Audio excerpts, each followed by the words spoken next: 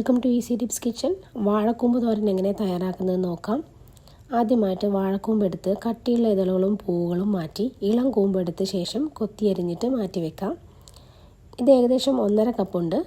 ഇത് നന്നായിട്ട് കഴുകി ഊറ്റിയ ശേഷം ഇതിലേക്ക് 2 വെളുത്തുള്ളി ചതച്ചത്, 4 ചെറിയുള്ളി ചതച്ചത്, 1 പച്ചമുളക് നെടുകെ കീറിയത്, 1/4 കപ്പ് തേങ്ങ ചിരവിയത്, 1/2 ടീസ്പൂൺ മഞ്ഞൾപ്പൊടി, ആവശ്യത്തിന് ഉപ്പ് ഇവയെല്ലാം കൂടെ ചേർത്ത് കൈകൊണ്ട് നന്നായിട്ട് തിരുമ്മിയ ശേഷം മാറ്റി വെക്കാം. ഇതെല്ലാ ഭാഗത്തും ഒരേപോലെ എത്താൻ വേണ്ടിയിട്ടാണ്. ഒരു മൺചട്ടി ചൂടാക്കിയ ശേഷം ഇതിലേക്ക് 1 ടേബിൾ സ്പൂൺ വെളിച്ചെണ്ണ ചേർത്ത് ചൂടാക്കാം. 1 ടീസ്പൂൺ കടുക് പൊട്ടിച്ചെടുത്ത് ഇതിലേക്ക് 1 അല്ലി കറിവേപ്പിലയും 3 വറ്റൽമുളക് മുറിച്ചതും കൂടെ ചേർത്തിളക്കാം. നേരത്തെ തയ്യാറാക്കി വെച്ച വാഴക്കൂമ്പിൻ്റെ കൂട്ടും കൂടെ ഇതിലേക്ക് ചേർത്ത് ഇളക്കി കൊടുക്കാം.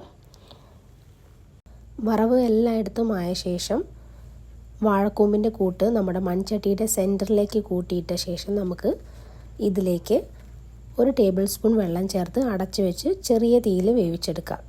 മൺചട്ടി ആയതുകൊണ്ടാണ് 1 ടേബിൾ സ്പൂൺ വെള്ളം ചേർത്തിട്ട് വേവിക്കുന്നത്. നോൺ സ്റ്റിക്കൊക്കെ ആണെങ്കിൽ വെള്ളത്തിൻ്റെ ആവശ്യമില്ല. ഇടയ്ക്ക് അടപ്പ് തുറന്ന് ഇളക്കി കൊടുക്കണം. നന്നായിട്ട് വേവിച്ചെടുക്കാം. ഇപ്പോൾ നമ്മുടെ വാഴക്കൂമ്പ് തോരൻ തയ്യാറായിട്ടുണ്ട്. ഇന്നത്തെ വീഡിയോ ഇഷ്ടമായിട്ടുണ്ടെങ്കിൽ ലൈക്ക് ചെയ്യാനും ഷെയർ ചെയ്യാനും സബ്സ്ക്രൈബ് ചെയ്യാനും മറക്കരുത്. Thanks for watching easy tips kitchen.